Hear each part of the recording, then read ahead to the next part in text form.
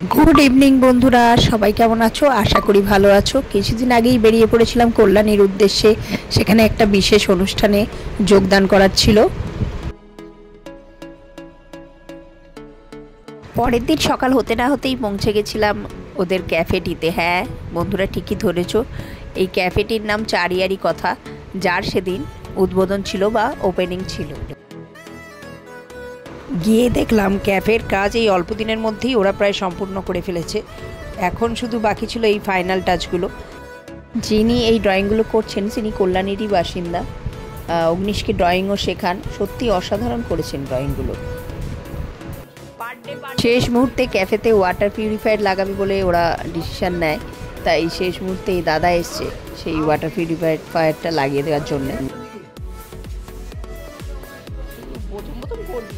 একটা নতুন কিছু সৃষ্টিতে যেমন অনেক পরিশ্রম থাকে, তেমন থেকে যায় কিছু মজার ঘটনার স্মৃতিও। এখানে এরকম একটি মজার ঘটনাই ঘটেছিল।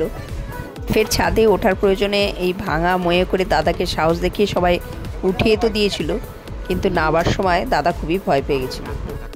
তো ক্যাফের ভেতরটা তোমাদের একটু দেখিয়ে দিই কি কি নতুন নতুন জিনিস এনেছে। এখন পুরোটা গোছানো হয়নি। ক্যাফের জন্য ছোট থেকে শুরু করে বড় এত সব জিনিসপত্র ওরা গুছিয়ে গুছিয়ে কিনেছে, সত্যি ওদের একটা বাহবা দিতেই হয়। এরপর বাড়ি ফিরে পার্লারে চলে গেলাম নিজেকে আরেকটু ঠিকঠাক করে নিতে। বিকেল হতে না হতেই পৌঁছে গেলাম মেয়েদের নিয়ে ক্যাফেতে। সেখানে মিঠাই আর তোরাই গিয়েই খাওয়া দাওয়া শুরু করে দিয়েছিল। ফার্স্টেই ট্রাই করেছিল পাপড়ি চাট,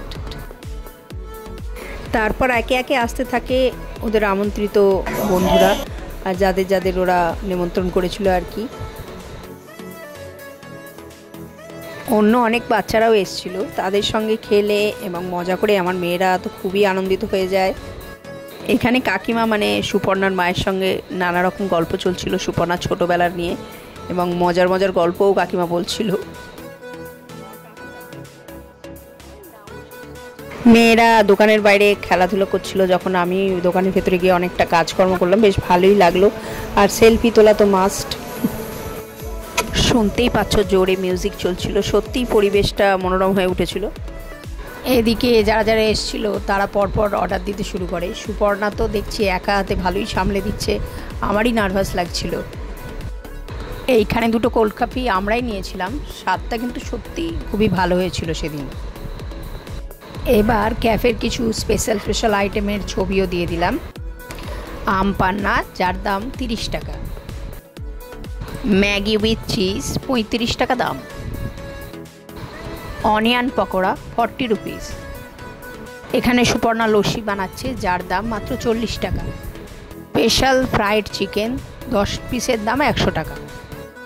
চিজ অমলেট মাত্র 30 টাকায় দিচ্ছে। চিকেন গ্রিল স্যান্ডউইচ অসাধারণ লাগছে দেখতে, মাত্র 70 টাকা। বাকি সব আইটেমের দাম বোঝবার জন্য একটু ছোট করে মেনু কার্ডটাও দিয়ে দিলাম। এবার ভিডিওয়ে সাদা টি শার্ট পরে যাকে দেখা যাচ্ছে ওর নাম অভিজিৎ, ওই হলো সুপর্ণার হাজব্যান্ড এবং ক্যাফের ওনার। অভি আমাদের ছোটবেলার বন্ধু, আর সুপর্ণার সঙ্গে পরিচয় অনেক পরে MA পড়তে গিয়ে। আমাদের আরেক বান্ধবীও আছে যার নাম নব, এই যে নবর সাথে তোলা একটা ছবিও তাই এখানে দিয়ে দিলাম।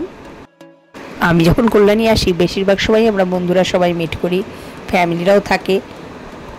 ওর বাড়িতে গেট টুগেদারে ওর হাতে তৈরি নানা রকম খাবার টেস্ট করার সুযোগও হয়। ওর তৈরি খাবারগুলো কিন্তু অসাধারণ, তাই আমরাই সবাই মিলে পরামর্শ দিই তুই একটা ক্যাফে খোল।